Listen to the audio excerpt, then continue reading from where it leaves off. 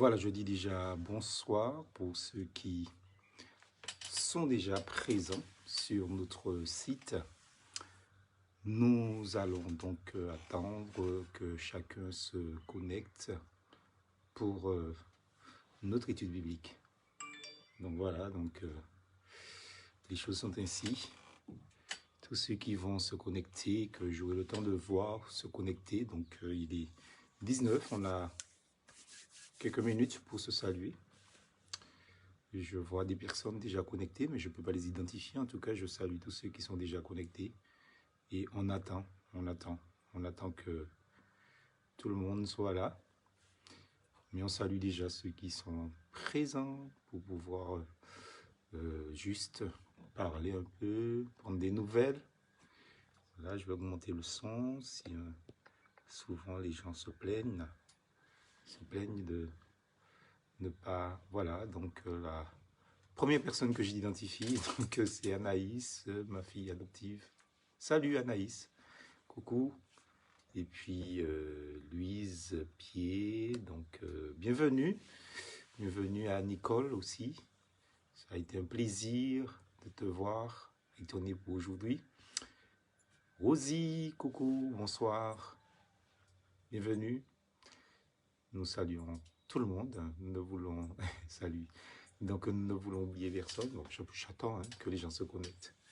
Géraldine, la Chabine, comment vas-tu? Ça fait plaisir, bonsoir, oui.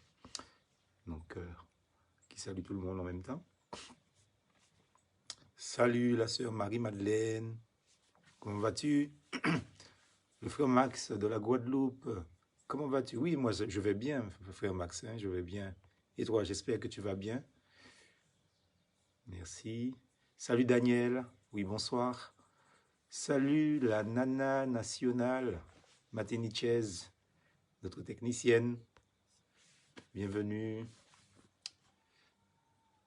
Bienvenue, bienvenue. Donc, tous ceux qui nous rejoignent. Donc, ce soir, j'ai fait très attention pour ne pas commettre la même erreur que mardi soir, parce que mardi soir, j'étais complètement paumé et j'ai commencé l'émission une demi-heure avant. Donc, voilà, les gens qui se connectaient pour 30, ils arrivaient au moment où je disais Amen, quoi. Donc, bien sûr.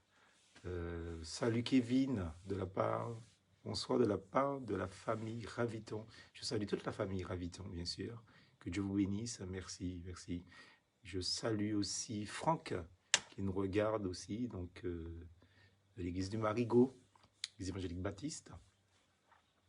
Salut et salutations aux frères et sœurs de l'église évangélique baptiste du Marigot. Je salue Pierre, qui nous rejoint aussi. Salut Pierre. J'espère que tu vas bien. Donc, qui d'autre encore que je n'ai pas salué? Je vais prendre le temps de saluer tout le monde. Donc, nous rappelons que nous nous retrouvons. Merci beaucoup, hein? Donc, Franck. Oui, merci toi aussi, que Dieu te bénisse. Salut Lisette, coucou à toi, que Dieu te bénisse. Que Dieu bénisse aussi la sœur Paulette Gérol qui se connecte. Voilà, nous sommes dans notre rendez-vous pour, je vais dire, le 5e point. Hein. Salut François, mon frère, comment vas-tu? J'espère que tu vas bien. Voilà, donc on essaie de saluer tout le monde. Et n'oubliez personne, quoi. Bonsoir Rénia, bienvenue à toi aussi, que Dieu te bénisse. Alors je rappelle que confinement oblige, nous sommes là en train de parler au lieu d'être à notre église, dans notre salle. Ce soir pour l'étude biblique entre frères et sœurs, mais bon, l'avantage c'est que beaucoup de bien-aimés profitent de cela. Et donc, je veux rappeler que nous nous retrouvons dimanche matin, donc alors pour l'église, bien sûr, au 17 et à 10h pour le moment de louange, le moment d'adoration sur notre groupe privé Skype. Et puis pour le reste du monde, nous nous retrouvons donc sur Facebook, donc, en direct, pour le message du dimanche matin, le message dominical, comme nous disons souvent. le mardi soir. On se retrouve à 18h30, ouverture d'antenne vers 18h20 comme ce soir, donc, et non 18h. Hein, donc voilà, donc pour la méditation avec l'ensemble du peuple du monde entier aussi. Donc, et nous sommes là aujourd'hui, vendredi, au rendez-vous. Salut frère Hervé, que Dieu te bénisse. Bienvenue. Donc, salutations à toi et aussi à ton épouse, bien sûr, Elisabeth, et puis à ta fille aussi. Hein, donc, on n'oublie pas, c'est important quand même de saluer tout le monde, hein, Lisa. Voilà. On salue tout le monde, quoi. Donc, on a le temps ce soir, on a encore 6 minutes pour se parler, pour pouvoir se saluer. Salut frère Fernand Omer, donc Jojo, salut Jojo, donc que je te bénisse aussi. Salut Jo Hippolyte, bienvenue. Et puis nous saluons aussi les frères et sœurs de l'Église évangélique baptiste d'Ajoupa-Bouillon, c'est-à-dire que qui nous regardent bien sûr en majorité, mais nous voulons saluer aussi tous les auditeurs qui, via le site de l'Église évangélique baptiste d'Ajoupa-Bouillon, nous regardent en direct. Donc, je leur fais un grand coucou aussi. Je salue la famille Bastel aussi, bien sûr. Toute la famille, Maurice, Lydia, donc, et votre fille aussi, bien sûr, Laurent. Et puis, Clément, salut. Donc, Clément, t'as rien raté. Hein, donc, ce soir, puisque j'ai respecté les horaires prévu. Donc, bienvenue à toi, Clément. Je pensais te voir aujourd'hui, mais bon. Bonsoir à tous. Et, oui, salut. La sœur Labo, Ghislaine. Bienvenue, sœur Ghislaine. Que le Seigneur te garde. Merci d'être ensemble en direct avec nous. Sois bénie, ma sœur. Sois bénie, sois bénie. Voilà, nous continuons les salutations. Il nous reste 4 minutes pour continuer à se saluer. Et puis après quoi, nous commencerons donc notre étude, hein, comme d'habitude, nous essayons d'être ponctuels, bien sûr, donc ne pas rater les choses. Donc, j'ai salué, oui, la sœur Ghislaine, Nanou Griffith. Ah, bienvenue, ma sœur. Comment vas-tu? J'espère que tu vas bien. Il faudrait qu'on s'appelle, hein. Donc, peut-être demain si tu veux. Si tu le veux, réponds-moi là, si tu es d'accord. Donc, ça fait un moment, hein, qu'on s'est parlé. Bienvenue en tout cas, soyez bénis, tout le monde, soyez bénis. Que Dieu vous garde. Alors, je rappelle que vous pouvez faire la vidéo dans la vidéo sur Facebook, c'est-à-dire que à partir de votre site Facebook, vous pouvez en fait projeter le direct de mon site, c'est-à-dire de ce message, sur votre site, en faisant vidéo partagée. Et comme ça, donc les gens que nous ne pouvons pas toucher sur ce site-là, on peut les toucher donc via votre site. Donc c'est une très bonne idée. Il y a beaucoup de personnes qui font ça et je crois que voilà, donc c'est important. Ok, donc sœur Nanou, d'accord, j'ai vu le message. Tout à fait, oui. On va s'appeler demain si tu veux. La sœur Amandine, donc Titus. Voilà, bienvenue sœur Titus, fidèle, donc parmi les fidèles. Que Seigneur te bénisse, toi et ton mari aussi. Nous saluons la Chabine, la deuxième Chabine de notre église. Donc la sœur Marie.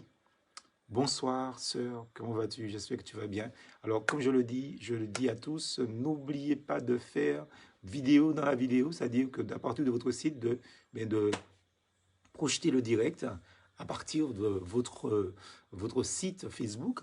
Et comme ça, le champ, déjà avec une seule projection directe sur mon site, on touchait énormément de personnes. Et imaginez que chacun d'entre vous, le maximum, vous faites la vidéo dans la vidéo, c'est-à-dire que pendant que vous êtes en train de regarder le direct là, vous le projetez en direct sur votre site. Eh bien, c'est quelque chose d'immense qui va se faire là. Donc, je vous invite à le faire aussi. Donc, oui, voilà. Donc, voilà, il nous reste encore 2 minutes donc, pour saluer tout le monde. Hein. Donc, nous ne voulons rater personne. Personne, mais personne important.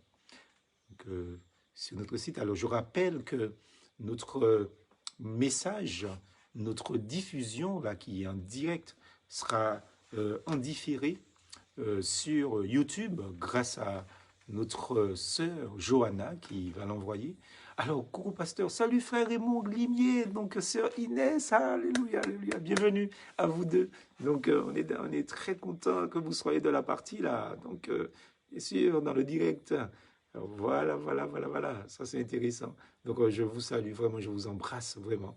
Donc, les deux là. Alors, finalement, tu as pu prendre le direct en direct cette fois-ci, et c'est une très bonne chose. Super, super, super, super. Donc voilà, donc est-ce qu'il y a d'autres personnes? Donc alors, je vois qu'il y a des tas de personnes, d'autres connectées, mais comme j'arrive pas à les identifier, je pense que c'est volontaire de leur part. Peut-être qu'ils ne veulent pas que je sache qui ils sont. C'est leur droit, comme je l'ai dit la dernière fois, le plus strict. En tout cas, euh, je les salue chacun d'une manière générale qui nous regardent. Et puis je salue ceux qui, d'une certaine manière, après, suivront donc en différé. Je salue la famille Tournel. Micheline, comment vas-tu? Et puis Frédéric, s'il est avec toi, Micheline, donc je le salue, sinon transmets-lui mes salutations. Je salue tout le monde, en fait, tous ceux qui nous rejoignent. Donc, alors bien sûr, il est 18h30 et comme nous sommes des gens ponctuels, c'est notre manière d'être. Nous allons prier et les autres personnes, je ne pourrais pas les saluer de manière individuelle comme j'ai fait pour vous qui avez pris avant donc, le début du message. Je vous invite à un petit moment de recueillement pour que nous puissions présenter cet instant à notre Dieu et Père, notre Seigneur Jésus-Christ. Prions. Seigneur Père éternel, nous voulons te bénir pour l'instant présent que tu nous donnes. Merci pour la possibilité que nous avons avec les frères et sœurs du monde entier de continuer nos réunions d'une certaine manière et avec un champ beaucoup plus élargi sur Internet, en te demandant de prendre la direction de toutes choses, de bénir tous ceux qui nous regardent et que cette parole fasse du bien à chacun, à chacune. Au nom de Jésus-Christ, nous avons prié. Amen. Voilà, donc chers amis auditeurs, nous continuons notre étude que nous avons commencé déjà il y a depuis le début du confinement, hein, donc nous appelons ça les rendez-vous du confinement, c'est-à-dire le mardi, le vendredi et le dimanche matin, bien sûr, pour le grand message dominical. Donc, alors simplement, donc c'est important pour nous de rappeler comme quoi que on a déjà vu plusieurs points ensemble depuis le début du confinement. Alors, c'est important que je vous rappelle ce qu'on a déjà vu pendant plus de mois. Alors, le thème, bien sûr, c'est Géasi et Judas Iscariote. Le premier point qui s'est étalé sur plusieurs vendredis, c'était les points communs entre Judas et Iscariote. Donc, Judas Iscariote, pardon, entre Judas Iscariote et Géasi. Le deuxième point, le chemin suivi par Géasi. On a vu comment il s'est détourné par rapport à l'argent. Le troisième point, Judas Iscariote, le disciple qui a livré Jésus. Le quatrième point, plus fraîchement, je vais dire, débattu ensemble, c'était donc Judas qui disait Seigneur, est-ce moi? Et puis Pierre aussi qui disait est-ce moi? Et puis les autres apôtres ensemble disaient la même chose. Et puis bien sûr, ce soir, nous voulons donc ensemble voir ce dernier point euh, qui est intitulé Une scène propre à parler sérieusement à notre cœur. Une scène propre à parler donc sérieusement à notre cœur. C'est ce point que je vous invite à voir ensemble, amis auditeurs, parce que je pense qu'il nous faut finir avec cette note pratique, mais très pratique, donc intitulée Une scène propre à parler sérieusement à notre cœur. Alors je voudrais introduire, comme d'habitude, hein, donc puisque j'aime pas trop entrer en matière tout de suite concernant les thèmes que nous débattons, surtout par rapport à cette étude. Donc, je voudrais introduire en vous invitant à revenir un instant sur ces faits, ces moments solennels où, dans Jean chapitre 13, l'évangile de Jean chapitre 13, au verset 21, où Jésus-Christ fut troublé en son esprit. Donc nous avions parlé longuement de ça, on a développé, pardon, on a décortiqué bien cette expression que Jésus-Christ soit troublé en son esprit. Mais nous revenons parce que Jésus déclare cela. Hein, donc il était troublé en son esprit parce qu'il a déclaré quelque chose, je vais dire, de très très fort dans Jean 13 au verset 21. Il a dit en vérité, je vous le dis, l'un de vous me livrera. L'un de vous me livrera. Donc, attiré En entendant une telle déclaration, les disciples se regardent mutuellement parce qu'ils se posent la question, lequel d'entre eux serait-il capable de cette trahison, parce que c'était une trahison, lequel d'entre eux allait commettre une chose aussi, je vais dire, scandaleuse. Et on a vu comment l'ambiance était plombée à ce moment bien précis où le Seigneur fait une telle déclaration. Alors, ils n'ont aucun soupçon, même à l'égard de Judas. Donc ça, c'est vraiment très important ce que nous sommes en train de voir là, dans cette introduction. C'est très important ce que nous sommes en train de dire. Ils se posent la question, chacun, les 12, se posent la même question, mais qui Seigneur, est-ce moi? Qui va livrer le Seigneur? Ils ne soupçonnent même pas Judas, en fait. Et lorsqu'un, parce que, vous regardez bien ce qui s'est passé préalablement, lorsqu'un parfum de grand prix qui valait une année de travail avait été versé sous les pieds de Jésus, eh bien, ils s'étaient tous associés à Judas. Et ça, nous ne l'avons pas dit la dernière fois, mais évidemment, on va voir le texte tout à l'heure, ils s'étaient associés aussi à Judas parce que dans leur logique rationaliste, etc., ben, ils se sont dit que c'était aussi du gaspillage. Eux, sincèrement, ils pensaient que c'était du gaspillage. Tandis que Judas, ce n'était pas parce que c'était du gaspillage qu'il le disait, on l'a vu, ça, on ne va pas revenir dessus ce soir, mais il est évident, amis auditeurs, comme quoi que il y a une grande leçon donc à tirer de ce fait-là. Je vais lire avec vous les deux textes de la parole de Dieu et puis après, je vais faire une mise en garde introductive par rapport à cette introduction, bien sûr. Donc, nous devons porter une mise en garde pour expliquer la chose. Alors, dans Matthieu, chapitre 26, au verset 9, il est dit que ce parfum aurait pu être vendu pour une forte somme et donné aux pauvres. Voilà ce qui est dit dans Matthieu chapitre 26, verset 9. Mais dans Jean chapitre 12, au verset 4 à 6, un des disciples, je lis, Judas Iscariote, fils de Simon, celui qui devait le livrer, c'est-à-dire livrer Jésus, dit, pourquoi n'a-t-on pas vendu ce parfum 300 deniers pour les donner aux pauvres? Il disait cela non pas de ceux qui se mettaient en peine pour les pauvres, mais parce qu'il était voleur, nous dit la Bible, et que tenant la bourse, donc il prenait ce qu'on y mettait. Alors, voyez donc, et Luc en parle et nous dit comme quoi que les disciples, ce sont les disciples se sont associés à cette déclaration de la part de Judas. Alors pourquoi je dis que je veux faire avec vous une mise en garde introductive par rapport au fait que quand je dis que Judas s'était associé, les disciples, pardon, les 11 s'étaient associés aux propos de Judas, parce qu'eux aussi donc avaient été certainement convaincus, comme quoi que, comme Judas avait dit, comme quoi qu'on devait vendre, on aurait pu vendre ce parfum 300 deniers, ce qui équivaut à une année de salaire, une année de travail, donc c'était associé. Eh bien, je voudrais vous dire, amis, frères et sœurs, attention, faites très, très attention. D'ailleurs, le Seigneur nous invite à être simples comme des colombes et prudents comme des serpents. Attention quand des fois nous nous associons à des propos, à des paroles, à des comportements de certaines personnes dans les églises, dans l'église locale, mais même en dehors de l'église. Dans ce cas des disciples, concernant les disciples et concernant Judas, la Bible nous dit ailleurs que les 11 autres apôtres ne savaient pas l'aspect spirituel des choses, en fait.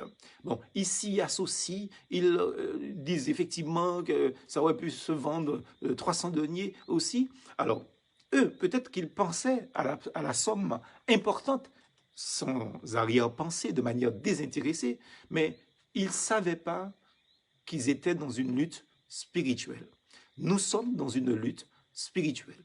Et le problème de beaucoup d'enfants de Dieu est de voir et de réagir comme si le combat était un combat temporel, un combat terrestre. Alors attention à ne pas adhérer à des propos qui semblent défendre une cause juste, une justice, une certaine justice, mais qui en réalité n'a pour but que de contrecarrer les plans de Dieu dans l'Église. Et il faut faire très attention. Il y a toujours une personne que Satan utilise, hein, comme on l'a vu il y a déjà 3 vendredis, il y a toujours une personne que Satan utilise parce que Satan a déjà préparé cette personne, il a déjà travaillé cette personne avant de rentrer dans le cœur de cette personne, comme on l'a vu que c'était le cas vendredi dernier pour Judas.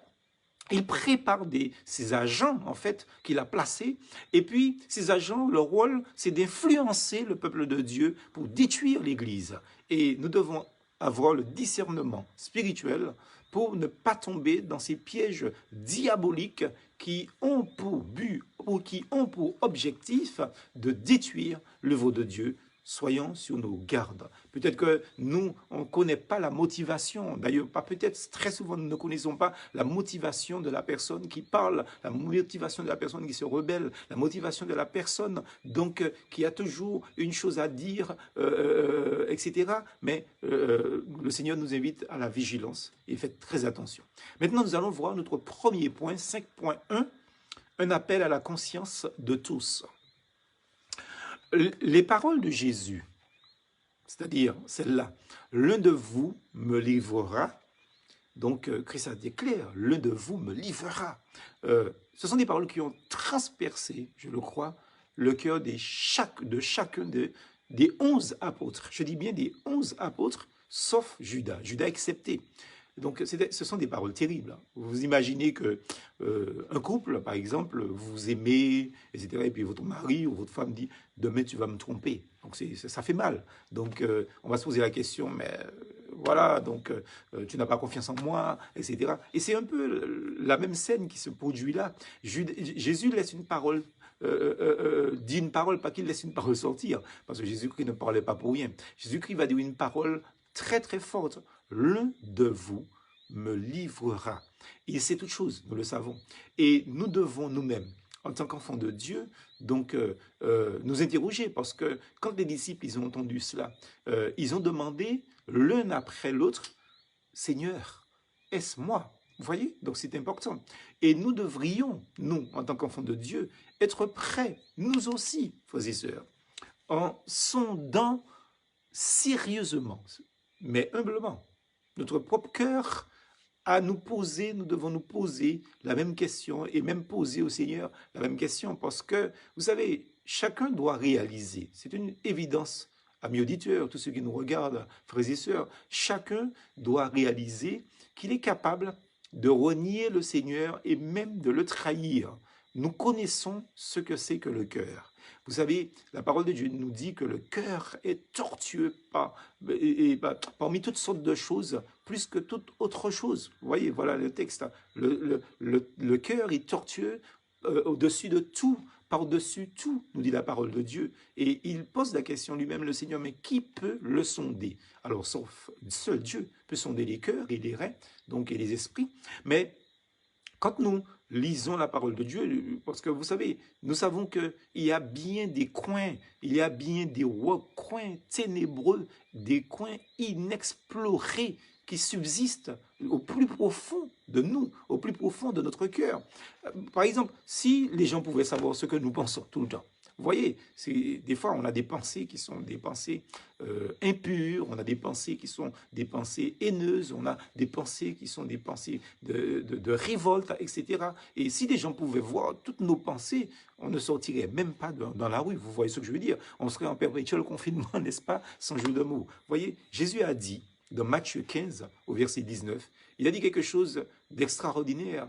Il a dit, c'est du cœur que viennent les mauvaises pensées, les meurtres, les adultères, la fornication, les vols, les faux témoignages, les injures, etc., etc. C'est du cœur que viennent ces choses-là. Dans Matthieu 15, au verset 19. Donc, nous ne devons pas nous leurrer et faire semblant que nous sommes meilleurs que les autres. C'est pour ça qu'il faut rester, je vais dire, humble dans la vie chrétienne. Il ne faut pas avoir de prétention, il ne faut pas faire l'autre sentir qu'on est meilleur que lui. Ça veut rien dire. Et la parole de Dieu est claire sous ça. Il dit que celui qui est debout prenne garde de tomber. Donc, la parole enseigne que Jésus-Christ a accepté, bien évidemment, de mourir pour nous. Et ça, c'est heureusement, la parole de Dieu apporte à chaque croyant tout le secours nécessaire parce que Christ est mort pour nous, son sang a été versé, son sang là purifie le pécheur ou le péché ou le pécheur que nous sommes. Et il purifie vraiment le pécheur qui confesse sa misère et qui met sa foi dans le Seigneur et le Sauveur Jésus-Christ. Donc, soyons vigilants. Faisons très attention donc pour ne pas, je vais dire, laisser cette parole passer sur notre tête. Donc c'est un appel, premier point, 5.1, c'est un appel à la conscience de tous pour que nous soyons vigilants et que nous prenions garde et que nous fassions très très attention. Deuxième point, 5.2, une leçon d'humilité donnée par le Seigneur lui-même. Et évidemment, qui peut donner une leçon d'humilité, je vais dire, plus que le Seigneur, lui qui s'est humilié, dit la Bible.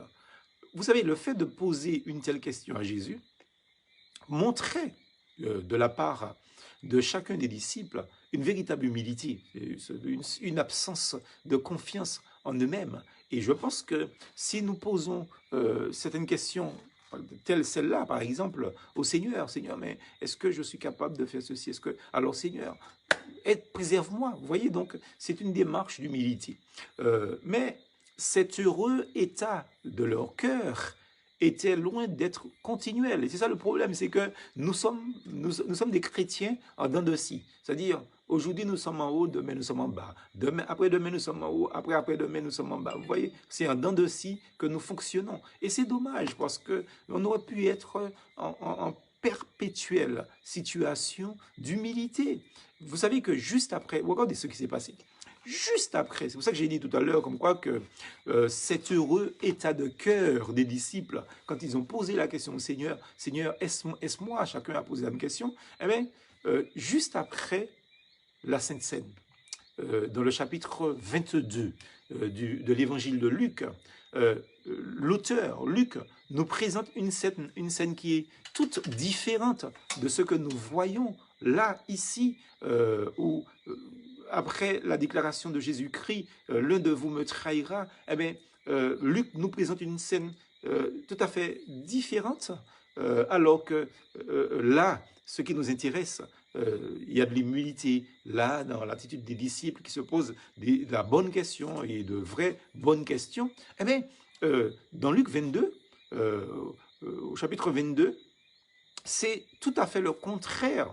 Luc nous présente une scène paradoxale, une contraire, différente. Les mêmes disciples que justement qui en ce moment où Jésus dit l'un d'entre vous me trahira, ces mêmes disciples-là qui s'étaient en train de s'humilier en demandant mais Seigneur est-ce-moi, voilà, ils sont interrogés par cela, eh bien ils contestent dans Luc chapitre 22 au verset 24 pour savoir lequel serait estimé être le plus grand. Alors que juste avant ça, Jésus-Christ disait qu'il monte à Jérusalem pour être livré aux mains des pécheurs, mettre à mort, mourir, justement. Il ne s'enquiert même pas à ce moment-là du fait que Christ dit, eh bien, on va me capturer, on va me livrer, on va me trahir et on va me tuer en fait, entre guillemets bien sûr. Donc, alors, qu'est-ce que Luc nous dit au verset 24 du chapitre 22? Il nous dit, il s'éleva aussi parmi les apôtres, et ce mot aussi là, c'est important, il s'éleva aussi, ça veut dire comme quoi qu'il y avait d'autres choses, mais il nous signale ce fait important là, que parmi les apôtres, il s'éleva une contestation, à savoir lequel d'entre eux devait être estimé le plus grand. Vous voyez, et cette scène-là, on peut se dire, oui, mais Jésus n'est pas sous la terre, et comme il n'est pas sous la terre, ça n'a pas l'occasion de se reproduire. Chers amis auditeurs, frères et sœurs, surtout, détrompez-vous, dans une église, il peut y avoir justement des conflits je vais dire, d'intérêts, des conflits de clans, de places. Par exemple, parmi les moniteurs, certains moniteurs peuvent penser qu'ils sont meilleurs que d'autres. Certaines monitrices peuvent penser qu'ils sont les plus excellentes. Parmi ceux qui font la louange, par exemple, d'autres peuvent penser qu'ils sont meilleurs chanteurs, meilleures chanteuses. Parmi les musiciens, il y a ceux qui peuvent penser que je suis le meilleur pianiste, le meilleur guitariste, le meilleur batteur, le meilleur ceci, le meilleur cela. Si j'étais pas là, la louange n'aurait pas eu ce niveau-là, etc. Vous voyez, nous sommes en danger. Et cette leçon d'humilité-là, donc, vaut pour nous encore aujourd'hui. Mais encore d'autres sont encore plus exposés, les prédicateurs. Mais les prédicateurs sont exposés, et même les pasteurs, parce qu'il y a des pasteurs qui peuvent penser, vous savez, maintenant, c'est la mode maintenant, hein, donc, alors c'est plus dans les pays anglophones qu'on entend cette expression-là, on ne l'entend pas, donc, je vais dire, dans la francophonie, mais ça existe quand même, la réalité existe. Eh bien, on parle de bishop, vous savez, un bishop, c'est un pasteur des pasteurs, et puis il y a des gens qui se pensent pasteurs, les plus grands pasteurs, il y a des prédicateurs qui pensent qu'ils sont les meilleurs prédicateurs de leur église, plus que les 5 autres, les 3 autres, les 4 autres, les 2 autres, ou le seul autre, etc. Donc, vous voyez, nous pouvons être tombés dans ce danger, dans ce piège dans lequel les disciples étaient tombés, qui fait comme quoi que on se croit supérieur de son frère, de sa sœur.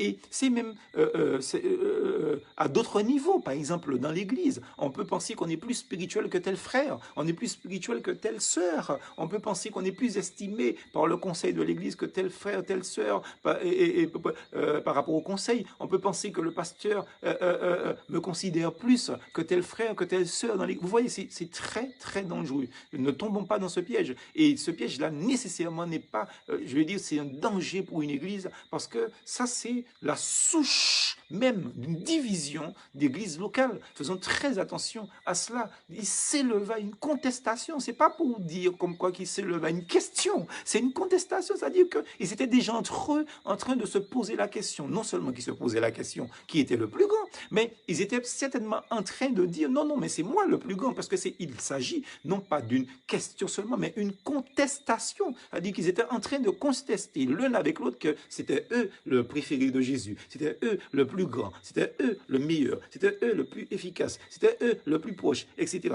Et il nous faut faire attention à cela dans l'église locale, quelle que soit votre église. Hein, bien sûr, nous nous adressons aux frères et sœurs de l'église baptiste d'Ajoupa-Bouillon en premier lieu, parce que je le dis et je le répète, c'est à cause d'eux que nous faisons ces émissions. Mais sachant que nous avons des frères et des sœurs de toutes les églises dans le monde entier qui nous écoutent, eh bien, nous leur disons, cela vaut aussi pour vous dans votre église. Et si vos frères et sœurs de votre église ne sont pas présents et n'ont pas cette émission-là, eh bien, envoyez ce message pour eux parce que c'est important. Je veux dire, comme quoi qu'il y a des personnes qui pensent, comme quoi qu'une église ne peut pas disparaître.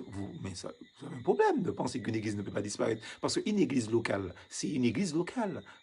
L'église qui ne disparaîtra jamais, c'est l'église universelle. Mais l'église locale peut disparaître. Mais dans mon ministère de pasteur, surtout que j'ai été aussi, donc pendant 14 ans, président de l'association des églises évangéliques baptistes de la Martinique, justement. Donc, eh bien, je peux vous dire que dans mes voyages, en France, en Suisse, partout là où Dieu m'a envoyé, je peux vous dire, amis auditeurs, que j'ai vu des églises locales se fermer.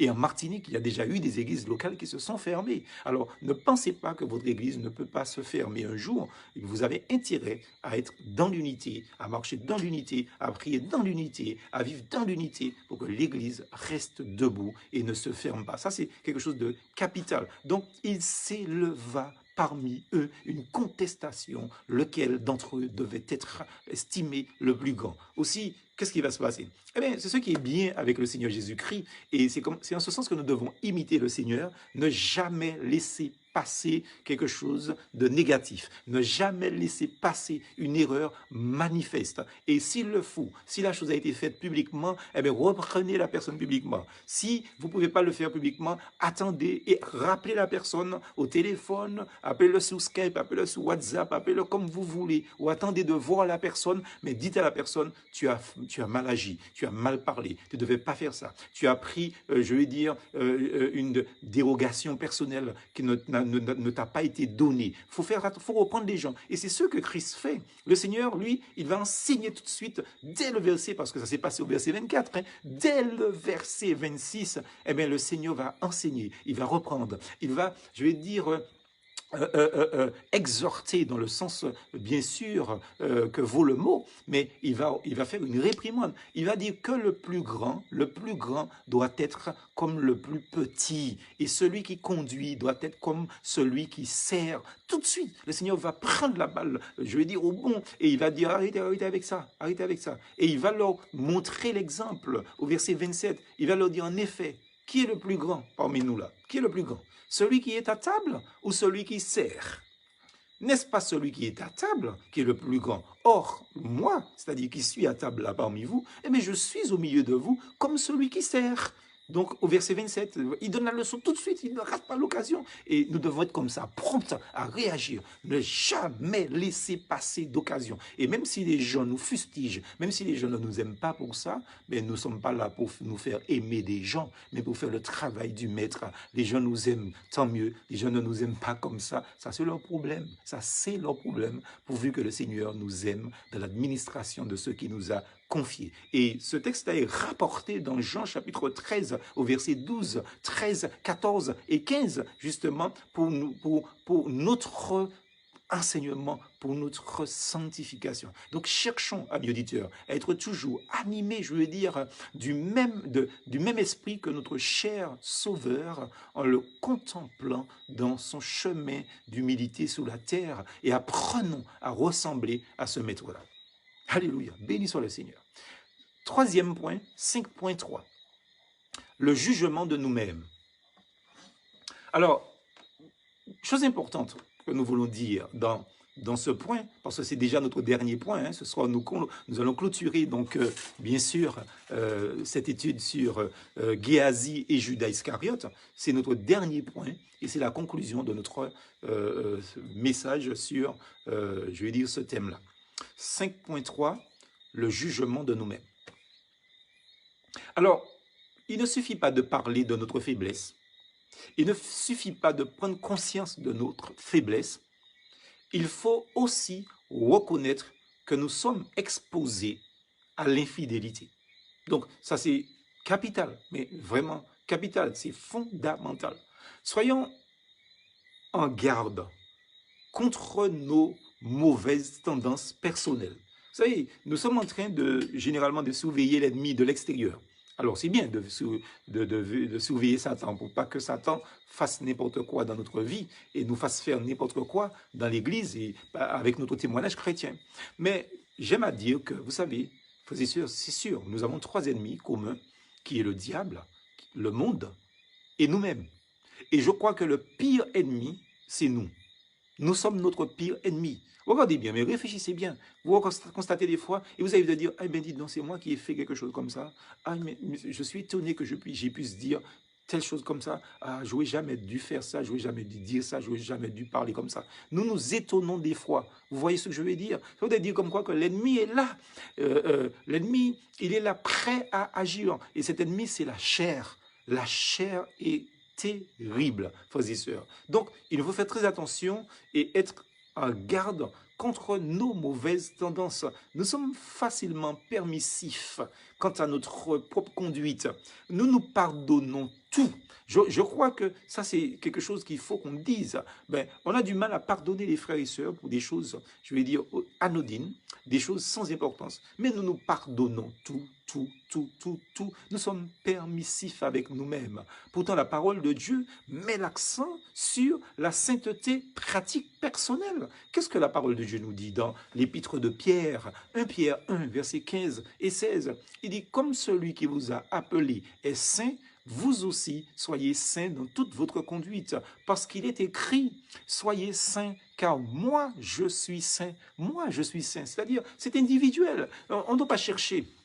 Je vais dire, je crois qu'on fait les choses à l'envers. Vous savez qu'on se bat pour la sanctification de l'église locale. C'est très bien et on a raison. Mais vous savez, une église locale devient sainte, sera dans la sanctification dans la mesure que chaque membre sera saint. Vous comprenez ce que je vous dis? Et quand chaque membre de l'Église, travaille pour sa sanctification personnelle, on n'a pas besoin de travailler pour la sanctification de l'Église locale, parce que l'Église locale, c'est qui? L'Église locale, c'est chaque membre. Et comme chaque membre est saint, l'Église est sanctifiée. Il faut bien comprendre ça. Donc, faisons très attention. Pendant que nous prions pour que le Seigneur sanctifie l'Église, purifie l'Église de toutes sortes de choses, nous amenons le monde dans l'Église et nous prions pour que le Seigneur sanctifie l'Église. Nous prions pour que le péché sorte dans l'Église. Or, nous amenons le monde dans l'Église. C'est sur nous que nous devons faire un travail. Si chaque chrétien se sanctifie, l'Église sera sanctifiée. Vous serez saints, car je suis saint. Vous savez que le Saint-Esprit que Dieu a placé en vous, que Dieu a placé en moi, que Dieu a placé en nous, eh bien, ce Saint-Esprit-là est la force nécessaire pour que nous soyons, je veux dire, des vainqueurs en potentiel. C'est ce que dit l'apôtre Paul. Dans Romains chapitre 8 au verset 37, il dit, nous sommes plus que vainqueurs par celui qui nous a aimés. Ne me dites pas, frères et sœurs, que c'est pas possible. Ne me dites pas, si vous me dites que c'est pas possible, ça veut dire que Dieu s'est trompé en quelque part. Si nous essayons de vaincre la chair par la chair, nous ne réussirons pas. Si nous essayons de vaincre Satan par la chair, nous ne réussirons pas. Si nous essayons de vaincre le monde par la chair, nous ne réussirons pas non plus. Mais si nous essayons de vaincre ces choses-là, justement, par le Saint-Esprit, eh bien, nous avons la victoire. Parce que nous sommes plus que vainqueurs par celui qui nous a aimés. Le Seigneur nous dit dans Galates chapitre 5 au verset 16, « Marchez par l'Esprit et vous n'accomplirez pas les convoitises, c'est-à-dire les désirs de la chair. » Donc, laissons le Saint-Esprit agir librement dans notre cœur, librement dans notre vie, tous les jours que Dieu nous donne. Et je pense que le Saint-Esprit nous aidera à rejeter les mauvaises pensées. Et en fait, dès qu'elles se présenteront à notre esprit, donc le Seigneur va nous aider à les repousser. Et nous devons, de manière systématique, de manière instinctive et je vais dire continuelle, chaque fois qu'une mauvaise pensée se présente à nos pensées, à notre esprit, arrière de moi, Satan. Arrière de moi, Satan. Arrière de moi, Satan. Nous devons prier. Alors, évidemment, quand je dis ça, il y a des personnes qui sont peut-être perplexes. Parce que moi, je fais partie de ceux qui pensent, et ça, je le dis, je vous dis, que Satan ne peut pas savoir ce que nous pensons. Donc, il faut faire très attention. Il n'y a que Dieu qui sait ce que nous pensons. Si Satan arrive à savoir ce que nous pensons, eh bien, ça veut dire que Satan est Dieu. Satan, il sait ce que nous pensons. Simplement, par déduction, et parce qu'il agit par suggestion. Mais seul Dieu sonde les reins et les cœurs, les esprits, et je veux dire la conscience. Satan est un être comme tous les autres êtres, et il n'a pas la toute-puissance que Dieu a. Dieu seul connaît les pensées des hommes. Et il est évident, comme quoi qu'on doit être clair sous ça, parce que, vous savez, donc, il y a même ces pseudo-serviteurs de Dieu qui, soi-disant, lisent dans les pensées des gens. Ce sont des trucs sataniques, ce sont des mensonges. Il n'y a que Dieu qui sait ce que l'homme pense. Et tant qu'une parole n'a pas été dite, eh bien, Satan ne sait pas ce que vous pensez, vous savez ça, chers amis auditeurs. Il ne le sait pas. Seul Dieu sait ce que vous pensez. Et nous devons faire en sorte que dès qu'une pensée se présente, que nous chassions donc cette pensée dans le nom de Jésus. Parce que Dieu nous a donné la victoire sur cela. Exercez-vous, priez pour ça, que Dieu vous aide. Parce que je suis convaincu que Judas a laissé la pensée de la cupidité, de l'égoïsme, de l'amour de l'argent, de travailler dans sa tête, dans son cœur, etc., qui fait qu'il a accompli cet acte de trahison, de reniement qu'il a fait aussi donc concernant Jésus-Christ nous-mêmes. Je pense que cet esprit nous aidera à rejeter les mauvaises pensées dès qu'elles se présenteront donc à notre esprit. Donc, gardons-nous de les nourrir aussi. Faisons très attention. Si vous avez un problème avec l'argent, parce que c'est de l'argent qu'il s'agit là, hein, dans cette thématique de Géasi et de Judas Iscariote, si vous avez un problème avec l'argent, justement, essayez de vous éloigner de l'argent. Vous voyez ce que je veux dire? Essayez de faire en sorte que... C'est comme si c'est quelqu'un qui a un problème avec l'alcool. N'est-ce pas? Alors, contrairement à ce que beaucoup de personnes disent, l'alcool n'est pas un péché, parce que si l'alcool était un péché, Jésus-Christ n'aurait pas changé l'eau en vin. Et dans les psaumes et dans les proverbes, on n'aurait pas trouvé aussi le fait que le vin réjouit le cœur de l'homme, etc. Donc ce n'est pas un péché, c'est l'abus d'alcool qui est un péché. Et comme l'abus de toute chose est un péché, peut amener au péché aussi, n'est-ce pas? Donc, c'est comme si vous avez un problème avec l'alcool, bon, par exemple. Vous avez un problème avec l'alcool, mais vous mettez de l'alcool chez vous. Bien, votre problème ne sera jamais réglé.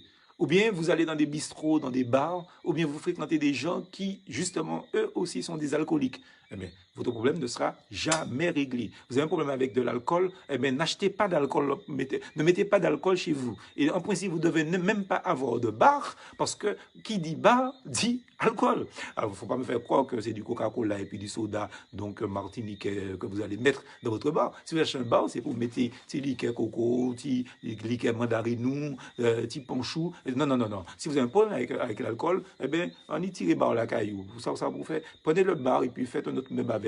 Vous voyez ce que je veux dire? Et les bouteilles qui sont un problème pour vous, ne les donnez pas à quelqu'un, mais jetez ça qui en dit là. Et puis mettez bouteilles là, la voirie, justement. Donc, c'est important. Vous voyez, alors ceux qui n'ont pas de problème avec l'alcool, qu'ils aient de la liqueur chez eux, etc., c'est pas un problème pour eux, parce qu'ils ne sont pas au stade, je vais dire, dont vous vous trouvez. Il faut bien comprendre ça. Donc, il ne faut pas généraliser les choses d'une certaine manière. Il y a des personnes qui n'ont pas de problème avec l'alcool. Ils ont une bouteille de liqueur chez eux, etc. Mais ce n'est pas un problème pour eux. Ils ont une bouteille de... C'est pas pour eux. Mais si c'est un problème pour vous, vous ne devez avoir ni alcool chez vous, ni la bière, ni liqueur, ni rien du tout qui soit alcoolisé, parce que c'est un problème pour vous. Or, dans le cas de Judas, le problème de Judas, c'était qu'il avait un problème avec l'argent, il avait la bourse. Vous voyez ce que je veux dire? Donc, son problème n'a jamais été réglé. Parce que lui, s'il avait compris l'enseignement de Jésus-Christ, il aurait dû dire tout de suite que passer à Pierre, passer à Barthélemy, passer à Nathanaël, passer à celui-ci. Donc, la bourse, parce que j'ai un problème avec ça. Non, il a gardé parce qu'il volait, nous dit Jean, ce qu'il y avait dedans. Il faut faire très attention. Donc, faites très attention pour que le Seigneur puisse être toujours, je vais dire, celui qui nous aide dans les moments difficiles. Si nous avons des mauvaises pensées, gardons-nous de les nourrir, n'est-ce pas? Et l'exemple de Jésus durant sa vie sur la terre, eh bien, c'est un exemple qui nous encourage à être sur nos gardes. Le danger peut venir aussi d'un proche. Faites très attention.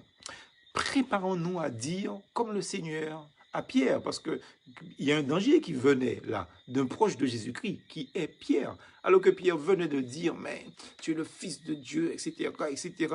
Eh bien, qu'est-ce qu'il nous a dit? Tout de suite après, dans Matthieu 16, au verset 23, il nous a dit que, il va répondre Jésus, pour dire à Jésus, mais, ah non, Jésus, tu ne vas pas mourir sous la croix, jamais tant que je serai là, tu ne vas pas mourir. Eh bien, Jésus-Christ va dire, arrière de moi, Satan, justement, car tes pensées ne sont pas les choses ou les pensées de Dieu, mais celles des hommes. Alors, il est évident qu'il faut comprendre quelque chose dans ce texte-là. Christ ne s'adresse pas directement à Pierre à ce moment-là. Il y a des tas de personnes qui n'ont pas compris ça. Il s'adresse à celui qui manipule Pierre.